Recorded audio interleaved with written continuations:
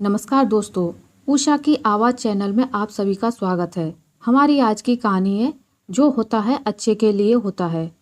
एक बार की बात है, एक राजा तलवारबाजी कर रहा था तो अचानक से उसकी उंगली में कट लग गया। तो पास खड़े मंत्री अचानक बोल उठे, राजा साहब चिंता ना करें, जो होता है अच्छे के लिए होता है। यह सुनते ही राजा को गुस्सा आ जाता है। राजा उस मंत्री को कारागृह में बंद करने का आदेश दे देता है और बोलता है, इसको फांसी पर चढ़ा दिया जाए। यह सुनकर मंत्री घबरा गया। उसने राजा से निवेदन किया, महाराज, मैंने आपके यहाँ इतने वर्षों तक काम किया है, क्या आप मेरी अंतिम इच्छा पूरी नहीं करेंगे? राजा बोला, ठीक है, बताओ क्या है तुम्हारी अंतिम इच्छा? मंत्री बोला, कृपया मुझे 10 दिन का समय दीजिए, उसके बाद आप मुझे जो चाहे वो सजा दे दीजिए। राजा ने उसकी अंतिम इच्छा मान ली। राजा दूसरे दिन अपने सैनिकों के साथ जंगल में शिकार पर निकला। जंगल के बीच में राजा अपने सैनिकों से बिछड़ गए और रास्ता भटक गए। रास्ता ढूंढते हुए राजा वनवासियों के बीच पहुंच गए, जो बलि देने के लिए किसी को ढूंढ रहे थे। वनवासियों ने राजा को पकड़ लिया और वन की देवी को बलि देने के लिए ले गए। बलि देने की सारी तैयारियां पूरी हो गई। जैसे ही राजा को बलि देने के स्थान पर ले जाया गया, वहां खड़े बुजुर्ग की नज़र राजा की खंडित उंगली पर पड़ी।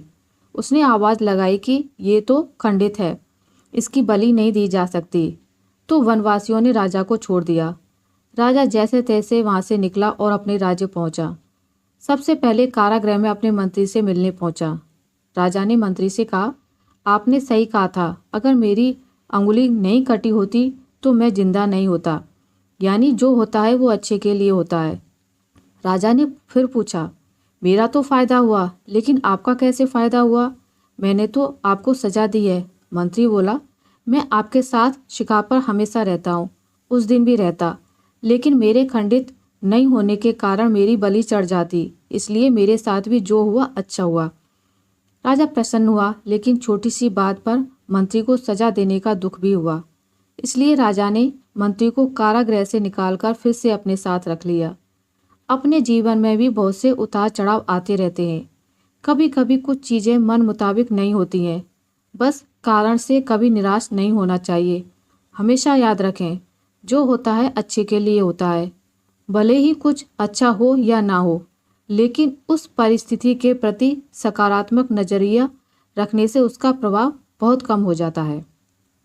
आशा करती हूँ आपको मेरी आज की कहानी अच्छी लगी होगी। अगर आपको मेरी ये कहानी अच्छी लगी है तो इसे लाइक करें, ज़्यादा से ज़्यादा शेयर करें, और अगर आप मेरे चैनल पर नए हैं तो इसे सब्सक्राइब करना ना भूलें। मिलते हैं एक नई कहानी के साथ, तब तक के लिए नमस्कार।